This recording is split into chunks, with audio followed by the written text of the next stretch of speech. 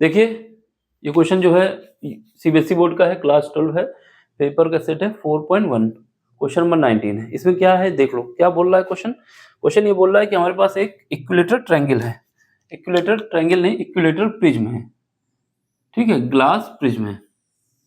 सबसे पहले हम इसको बना लेते हैं, क्योंकि इसने बोला है इक्विलेटर बनाना है तो इक्विलेटर ही बनाना होगा। हम बना लेते हैं ये। अगर हमारे पास इक्विलेटर ट्रायंगल होता है तो क्या होता है, सारे एंगल कितने होते हैं, 60 डिग्री होते हैं ना। तो इसका मतलब ये बोलने का मतलब था, इक्विलेटर बोलने का मतलब था कि जो प्रिज्म का एंगल होगा ए, ये ए एंगल जो होगा वो 60 डिग्री के बराबर होगा। ये बात समझ में आ जानी चाहिए। अगर ये इक्विलेटर बोला है तो इसका मतलब ये है कि इसके प्रिज्म का एंगल 60 डिग्री होगा।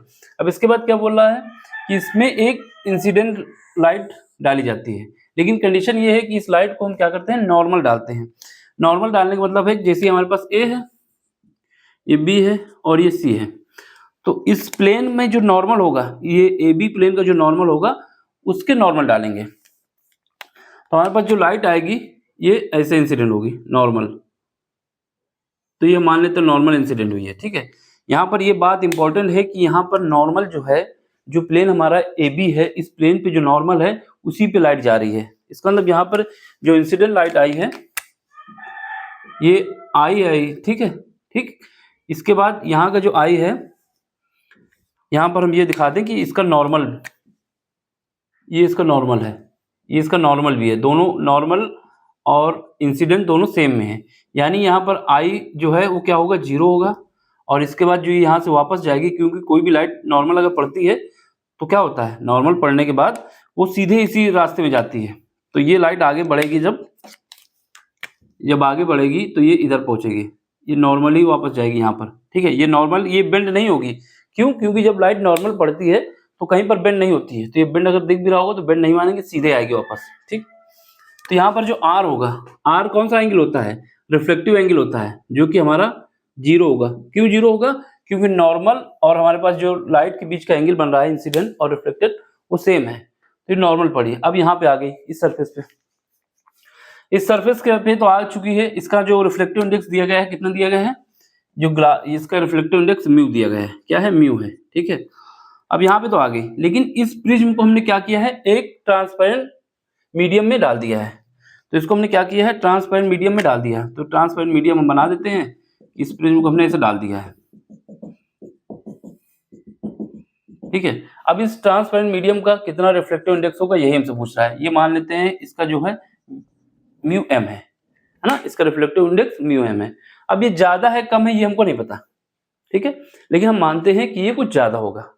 क्यों ज्यादा होगा या फिर ज्यादा नहीं है, हम इसको नहीं जानते कितना है, लेकिन कहानी ये बोली गई है क्वेश्चन में कि जो इमर्जेंट लाइट है, यानी जो बाहर लाइट निकलेगी, वो एसी प्लेन के साथ चली जाएगी। ग्रेजिंग का मतलब है एसी प्लेन के पलट चली जाएगी। यानी जब इसमें हम नॉर्मल ड्रॉ करेंगे, ये नॉर्मल ड्रॉ करेंगे, ठीक है, ये नॉर्मल है हमारा इस प्लेन के लिए, ये नॉर्मल है, ठीक। तो अगर लाइट क्या है, ये लाइट हमारे पास इसके साथ ग्रेजिंग करते हुए चली जाएगी। ग्रेजिंग करने का मतलब है ये लाइट हमारे पास ऐसे चली जाएगी इसी प्लेन पे। तो ये प्लेन थोड़ा छोटा दिख रहा है यहाँ पर, लेकिन ये इसके साथ ग्रेजिंग कर जाएगी। ग्रेजिंग करने का मतलब है कि ये नॉर्मल के साथ कितना एंगल बनाएगी, ये नॉर्मल के साथ 90 डिग्री एंगल बनाएगी। जब ग्रेजिंग करती है, इसी प्लेन के साथ ग्रेजिंग कर गई है, तो ये एंगल कितना बन गया, 90 डिग्री। क्यों, क्योंकि ये प्लेन हमारा जो है ये नॉर्मल है ना 90 डिग्री का। अब ये एंगल हमारा कितना होगा, ये निकालना होगा हमें, ये एंगल हमें निकालना होगा, ये हमारे पास एंगल कितना होगा। फिर उसके बाद यहाँ पे स्नेल नियम लगा देंगे, काम हो जाएगा, ठीक है। तो ये एंगल हमारा जो है क्या है, मान लेते हैं R2 है, ठीक। यहाँ पर R1 मान लेते हैं, तो R1 0 हो गया, I1 था 0 हो गया। अब यहाँ पर ये जो एंगल है ये क्या है, ये हमारा E है, ये क्या है, E है। समझ गए ना बात को। अगर ये ग्रेजिंग ना करती अगर ये ग्रेजिंग ना करती तो या तो डिफ्लेक्ट होती या फिर नॉर्मल के साथ दूर जाती, कुछ तो होगा। अब कितना रिफ्लेक्टिव इंडेक्स है ये हमें पता करना है। ये बात समझ में आ गई डायग्राम में। ये एंगल हमें पता करना होगा पहले, फिर ये एंगल जब पता चल जाएगा तो यहाँ पर इस प्लेन पे, इसी प्लेन पे स्नेल नियम लगा देंगे। स्नेल नियम लगाने के बाद हमें काम हो जाएगा, ठीक है। अब देखो ये क्या है, क्योंकि ये लाइट कैसे पड़ी थी, नॉर्मल पड़ी थी, तो ये एंगल कितना होगा, ये 90 डिग्री होगा। समझ गए ना, क्योंकि ये लाइट नॉर्मल है तो ये 90 डिग्री होगा। अब ये एंगल कितना है, 60 डिग्री है। तो ये एंगल कितना बचेगा, ये जो एंगल है, त्रिभुज के तीनों कोणों का योग कितना होता है, 360 होता है, सॉरी त्रिभुज के ट्रायंगल के तीनों कोणों का योग 180 होता है। तो 90 ये हुआ और ये 60 हुआ 150, तो ये एंगल कितना होगा, 180 में घटा दोगे तो ये निकल के आ जाएगा 30 डिग्री। ये 30 डिग्री कैसे आया, समझ में आ गया। अब जब ये 30 डिग्री है, क्योंकि ये जो है, ये लाइन जो है, ये वाली, ये लाइन कितनी बना रही है, 90 डिग्री बना रही है। तो हमारे पास इतना तो पता चल चुका है, इतना पता करना है, ये वाला, और ये तो पता चल गया 60, लेकिन ये पूरा एंगल कितना है, 90 डिग्री। तो ये कितना आ जाएगा, ये हमारे पास आ जाएगा R2 इक्वल टू आ जाएगा 90 माइनस 30। तो R2 की वैल्यू कितनी आ जाएगी, 60 डिग्री आ जाएगी। बस हमें ये निकल आया। अब इस प्लेन पे हम स्नेल नियम लगा देंगे और आंसर आ जाएगा। ये बात समझ में आ गई। ये डायग्राम समझ लो, बहुत इंपॉर्टेंट है। देखो सबसे पहले इसने बोला था इक्विलेटरल प्रिज्म है, तो हमने इसके हिसाब से बता दिया कि सारे एंगल 60 डिग्री होंगे। फिर उसके बाद इसने बताया कि ये जो लाइट है ये प्लेन में नॉर्मल पड़ रही है। नॉर्मल पड़ने का मतलब है 90 डिग्री पे पड़ेगी, और 90 डिग्री पे जब पड़ती है तो इंसिडेंट एंगल, यानी यहाँ पर I1 0 होगा, ठीक, और R1 भी 0 होगा। क्यों, क्योंकि ये नॉर्मल के साथ कोई भी एंगल नहीं बनाने वाले। इंसिडेंट एंगल और रिफ्लेक्टिव एंगल जो नॉर्मल के साथ बनता है वही होता है ना, लेकिन ये दोनों तो एक ही लाइन पे हैं, तो यहाँ पर कोई एंगल नहीं बनने वाला। लेकिन इस प्लेन पे आ गई। फिर उसके बाद इसने बोला कि ये ग्रेजिंग कर जाती है। ग्रेजिंग करने का मतलब है AC के साथ साथ चली जाती है, तो उसके हिसाब से बनाया है। ग्रेजिंग करेगी तो नॉर्मल के साथ ये एंगल कितना होगा, 90 डिग्री, हाँ, क्योंकि ये नॉर्मल के साथ ही चलेगी ना। इसका नॉर्मल जो है वो AC का जो नॉर्मल है वो हमारी इस लाइट के लिए भी नॉर्मल हो जाएगा, तो 90 डिग्री हो जाएगा। अब यहाँ स्नेल नियम लगाओ। ये एंगल कैसे निकाला, हमने बताया कि 90 डिग्री होगा। क्यों होगा, क्योंकि 90 के साथ है, ये नॉर्मल पड़ा हुआ है ना, इस वजह से 90 हो गया। फिर ये 30 डिग्री निकला। फिर हमने बताया टोटल एंगल कितना, 90 डिग्री, उस समय ये निकालना था, तो 60 डिग्री निकल आया। अब हमें स्नेल नियम लगाना है। क्या लगाना है, स्नेल नियम। तो स्नेल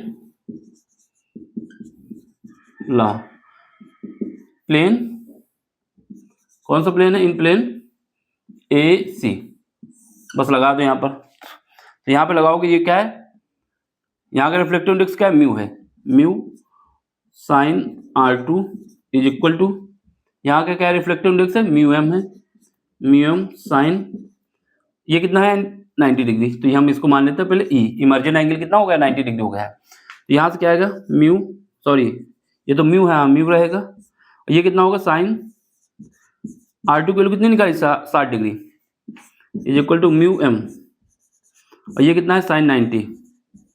क्यों, क्योंकि हमारे पास E का वैल्यू कितनी आ रही, 90 डिग्री आ रही। अब इसकी वैल्यू निकाल लो, mu M is equal to, mu तो म्यू रहेगा, ठीक है, साइन 60 की वैल्यू होती है √3/2। तो ये हमारा आंसर आ गया। देख लो, समझ लो, कहीं पर भी कोई दिक्कत हो तो पूछ सकते हैं। एक एक स्टेप हमने आपको दिखाया है। यहाँ पर इंपॉर्टेंट बात ये है ना कि ये शब्द जो लिखा हुआ था कि नॉर्मल इंसिडेंट हो रही है, इसका मतलब इसका नॉर्मल, इस प्लेन का नॉर्मल और जो लाइट है साथ में 0 डिग्री एंगल बनाएंगे, ठीक है। क्योंकि इंसिडेंट एंगल हो या रिफ्लेक्टिव एंगल हो या इमर्जेंट एंगल हो या फिर हमारा ये वाला एंगल हो, ये वाला इंसिडेंट हो जाएगा इसके लिए। ये सब एंगल जो बनते हैं नॉर्मल के साथ बनते हैं, लेकिन यहाँ पर नॉर्मल और हमारे पास इंसिडेंट रे कोलैप्स हो गई, एक के ऊपर एक है, तो एंगल 0 होंगे। तो यहाँ से I1 और R1 0 हो जाएगा, ठीक है। फिर उसके बाद हमें ये वाला एंगल निकालना था, तो हमने बताया ये ट्रायंगल बन रहा है, ठीक है। तो यहाँ 90 डिग्री है, तो ये कितना हो जाएगा, 30 डिग्री हो जाएगा, क्योंकि ये 60 है। तो ये सब 30 है, ये 90 के साथ है, तो कितना हो जाएगा, 60 हो जाएगा। फिर यहाँ पर स्नेल नियम को लगा दिया हमने और आंसर हमारा ये आ गया। अब आपको समझ में आया तो क्या करना है, लाइक करना है, शेयर करना है, सब्सक्राइब करना है और अपना प्यारा सा सपोर्ट देना है, जिससे चैनल की ग्रोथ हो और इससे हमारा भी काम चले और आपका भी काम चले, ठीक है। बाकी कोई सा भी क्वेश्चन हो, किसी भी टॉपिक का हो, आपको टेलीग्राम का लिंक दिया गया है, उसमें भेजिए, उसका सोल्यूशन हम आपको देंगे, ठीक है। लैंग्वेज मैटर नहीं करेगी, किसी भी लैंग्वेज में भेजिए, ठीक है, उसका हम सोल्यूशन आपको बता देंगे। लेकिन एक बात याद रखना, अगर अदर जैसे हिंदी है तो हम बता देंगे, इंग्लिश में है तब भी बता देंगे।